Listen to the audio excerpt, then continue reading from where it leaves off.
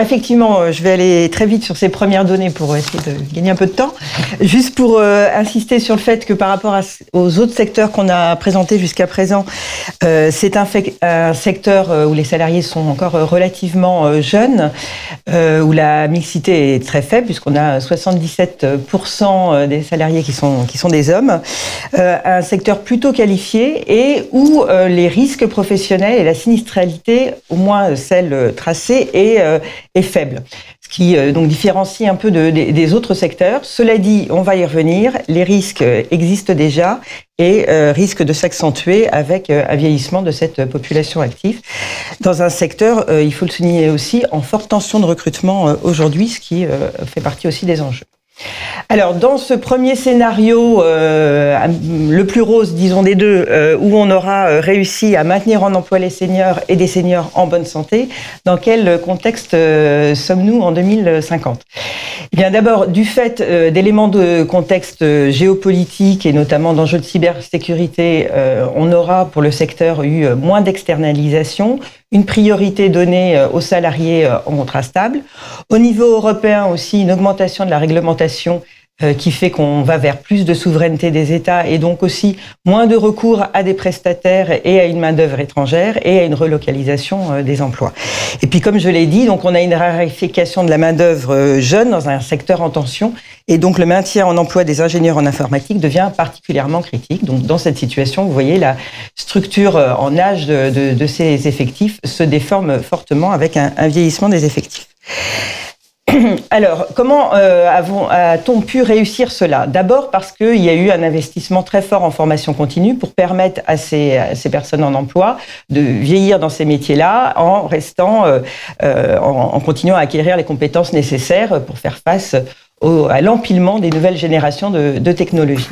Aussi parce qu'on a une prise de conscience des entreprises qui facilite le télétravail pour les personnes à la fois pour des raisons de santé ou de contraintes personnelles, notamment celles qui sont aidants familiaux par exemple. Et donc on a un secteur particulièrement inclusif et plus que d'autres et plus attractif.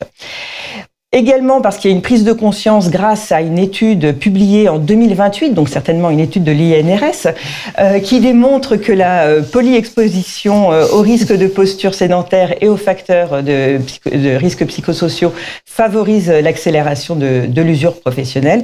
Et donc grâce à cette prise de conscience, on a un investissement des entreprises dans différentes solutions, notamment techniques et ergonomiques, par exemple les bureaux où on peut travailler à la fois assis et debout pour faciliter la mobilité, encourager la mobilité, des télétravailleurs qui sont aidés aussi à investir chez eux, parce que je ne l'ai pas dit en introduction, mais c'est évidemment un secteur où il y a une forte part de télétravail, et donc on les aide financièrement à s'équiper également à domicile.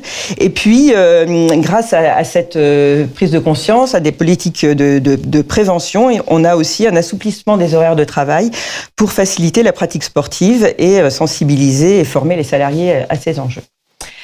Donc, comment le secteur a fait face aux pénuries de salariés ? Eh bien, donc, en internalisant ces fonctions au sein des entreprises, en internalisant les compétences, en faisant moins de délocalisation, en féminisant ces effectifs, puisqu'on arrive à une quasi-parité des effectifs en 2050, et en recrutant donc au sein d'autres secteurs, d'autres viviers, puisque ce secteur-là est vu comme plus inclusif.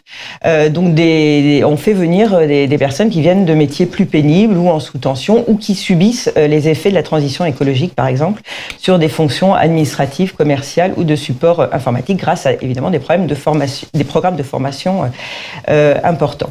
Et puis on a aussi alors un développement de l'intelligence artificielle pour améliorer la productivité tout en recrutant moins, ce qui par contre peut poser aussi d'autres difficultés. On pourra y revenir.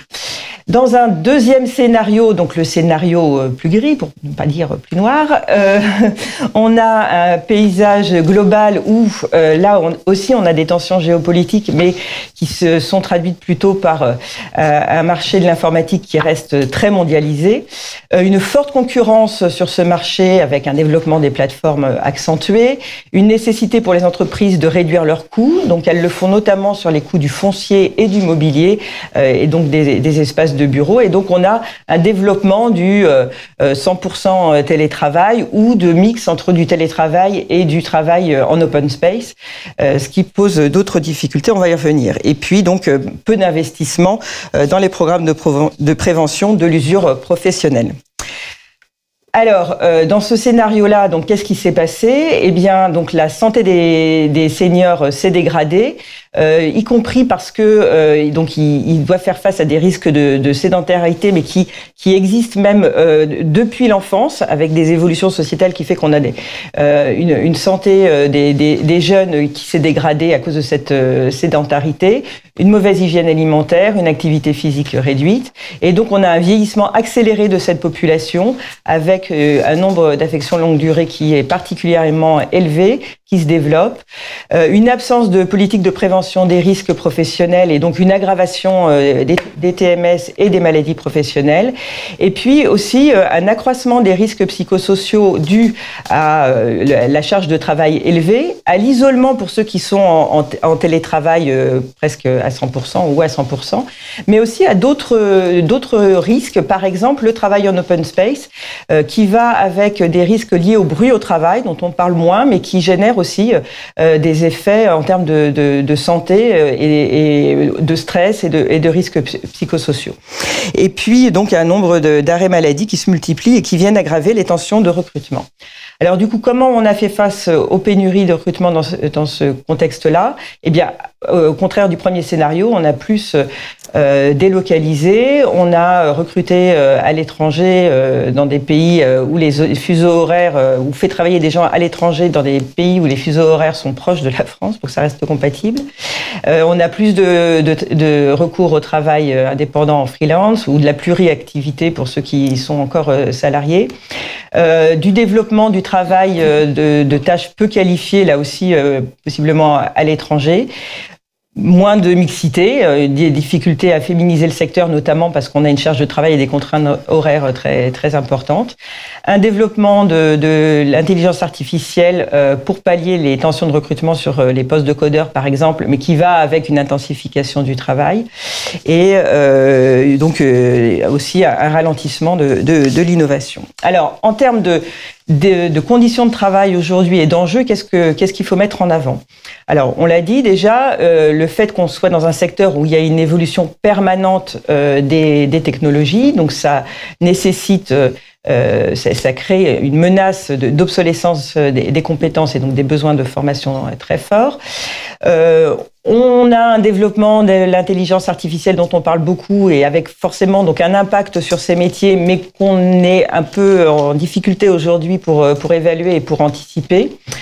Un manque de support social dû notamment à l'isolement de ces travailleurs et donc un risque de mise en défaut de l'obligation de sécurité de l'employeur.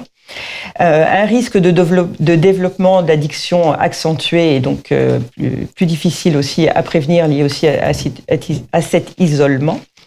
Des modalités organisationnelles du travail qui peuvent favoriser l'intensification du travail, donc notamment le fonctionnement en mode projet.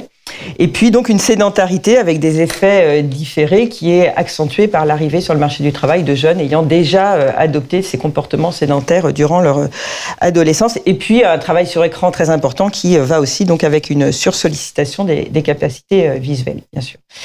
Et donc, l'enjeu, là, dans ce secteur-là, je le disais au début, c'est que c'est un secteur où, historiquement, qu'on considère historiquement comme sans risque ou quasiment sans risque. Donc, on a une sous-estimation de ce risque qui contribue lui-même à une sous-évaluation, donc un espèce de cercle vicieux dans ce secteur-là. Et donc, le risque et la situation actuelle où, finalement, on a une culture de la prévention qui est peu développée et donc des freins à la prévention de l'usure professionnelle dans ce secteur. Donc un enjeu d'actualisation des compétences des seniors dont on a déjà beaucoup parlé, mais qui peut avoir aussi des implications en matière de risques psychosociaux. Et puis donc une instabilité des collectifs liés notamment au turnover qui va être défavorable à la prévention, tout comme l'isolement des travailleurs. Alors, les pistes d'action qui ont été discutées dans nos travaux dans ce secteur-là, lesquelles sont-elles ? Donc, pour répondre à ces problèmes d'invisibilité un peu du risque, on a beaucoup insisté sur la nécessité donc de faire plus de formation, de prévention. Donc, ça peut passer notamment par une intégration d'un module risque professionnel à l'ensemble des formations de futurs ingénieurs et informaticiens, avec une sensibilisation donc particulière sur les risques liés à la sédentarité. La nécessité d'un suivi de l'état de santé des travailleurs du secteur personnalisé en tenant compte du parcours, donc centré sur la prévention primaire en début de carrière et plus assidu en fin de carrière. Concernant le télétravail, qui continuera certainement à être extrêmement développé, la nécessité quand même d'avoir des formes d'hybridation entre du télétravail et du travail en présentiel, donc des formes d'hybridation à définir au sein des entreprises, notamment lors de la négociation des accords collectifs sur le télétravail, et puis la nécessité aussi donc de prendre en compte dans cette négociation les risques associés liés à la sédentarité, au matériel, notamment à domicile, à l'usage des matériels et à l'absence de collectif. Et puis donc si on part du principe que c'est un secteur qui peut être un secteur pour accueillir des nouveaux travailleurs en cours de carrière, être une filière de reconversion, et bien donc une nouvelle fois la nécessité de sensibiliser aux risques qui existent quand même dans ce secteur, notamment pour les nouveaux arrivants dans le secteur, qu'ils soient jeunes ou moins jeunes.